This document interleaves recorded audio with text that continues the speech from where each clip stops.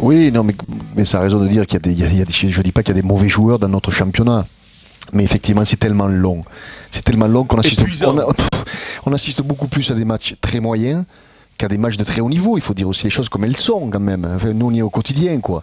Et c'est pas en vouloir aux joueurs et dire les joueurs sont pas bons, etc. Mais c'est toujours pareil. On a du mal avec ces longueurs de championnat, de Coupe d'Europe, ces enchaînements de matchs, à préparer des joueurs pour des échéances internationales bien précises qui sont en novembre, qui sont pour le tournoi Destination. Alors oui, effectivement, quand arrivent les Coupes du Monde, on a un certain temps de préparation, mais prendre la Coupe du Monde comme excuse et dire on sera prêt, on fera les bonnes Coupes du Monde, mais on va toujours en demi-finale et en finale, et alors, ça voudrait dire quoi? Si je veux dire, tu peux entraîner toi, Vincent, on sera en demi-finale ou en finale de Coupe du Monde, ça peut pas être une excuse, ça. Je voudrais que tu le redises à Pierre Dorian, ça. Oui, Pierre. Mais bien sûr, mais même Pierre, tu peux entraîner l'équipe de France, Pierre. Pas Pierre, ça me fait sombrer sur mes compétences. Non, mais soyons sérieux. On sait qu'on est dans cette poule, on est déjà en quart de finale, et alors on ira en demi-finale, en finale, et peut-être on sera champion du monde. On ne sait jamais, effectivement. Mais je trouve cette excuse un petit peu facile, quoi. Parlons des faiblesses. Quelles sont nos faiblesses? Au lieu de dire, oh, c'est bien, on a espoir, mais bien sûr, on ira en demi-finale, en finale de la Coupe du Monde. On le signe aujourd'hui.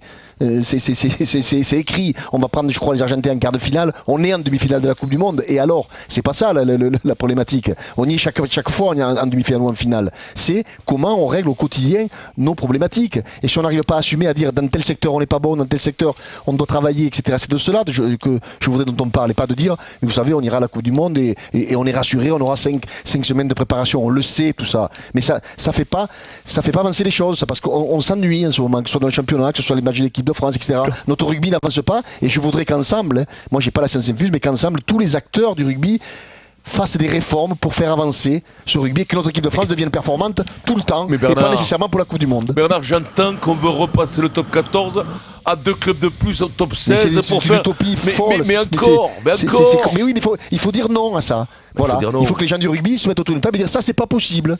C'est pas possible. Et par contre, privilégier l'équipe de France, moi je l'ai toujours dit, qu'on mette plus à disposition les joueurs pour l'équipe de France. Moi, j'y suis favorable et je le redis, même si je suis entraîneur d'un club aujourd'hui. Mais arrêtons de nous mettre des contraintes au club, de gifs, pas de gifs, un joueur, il pourra pas jouer plus de 18 matchs, plus de 19 matchs. Mais ils savent pas ce que c'est que gérer au quotidien un club. Mais comment on fait? On va jouer bientôt, nous, les entraîneurs, s'il y avait avec toutes ces contraintes. Alors, la situation du 15 de France est-elle inquiétante, oui ou non? Seb Chabal. Je vais dire qu'on pourra difficilement faire pire dans le futur que ce que la saison qu'on vient de vivre. Après voilà, je vais rebondir sur ce qu'a dit Bernard, sur ce qu'ont dit Vincent. Oui, bien sûr qu'il faut privilégier l'équipe de France, mais on voit que des accords doivent être pris depuis le début de la saison, et j'entendais Philippe dire encore qu'il ne savait pas si pour le tournoi il aurait les joueurs 5 jours avant, 6 jours avant, 10 jours avant.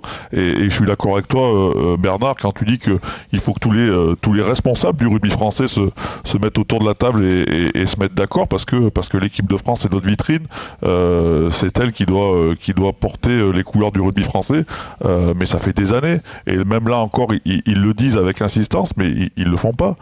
Qu'est-ce que font tous ces mecs qui sont censés diriger le rugby français et le mener vers le haut niveau? J'ai l'impression qu'ils font rien, quoi, mis à part blablater et faire quelques annonces pour faire plaisir à tout le monde. Derrière, il n'y a aucun acte, il n'y a aucun agissement. Donc c'est ça qui est grave, quoi. Je crois que le rugby, il faut le prendre, c'est à ceux d'en haut, à ceux qui dirigent de prendre des décisions et de prendre des responsabilités. Aujourd'hui, tout le monde se cache dans son petit précaré et garde son pouvoir ou garde ses petits privilèges, mais ça suffit, ça sert à rien. Moi je veux bien, les gars, toutes ces batailles on les connaît, le rugby il est comme il est, Vincent, on les connaît, mais les problèmes ça fait 15 ans, 20 ans qu'ils sont les mêmes. Mais j'ai toujours entendu parler de ça. T'as toujours entendu ça, et que t'auras un championnat et que ta vitrine du club, faut arrêter de dire que c'est que l'équipe de France, tes joueurs professionnels, ils sont payés par les clubs, ils vivent grâce au club. Bien sûr, Vincent, mais il y a des accords qui peuvent être trouvés entre les clubs et la Ligue et la Fédération, bien sûr qu'il y a des accords. Toutes les fédérations, Vincent, toutes les grandes nations ont des accords.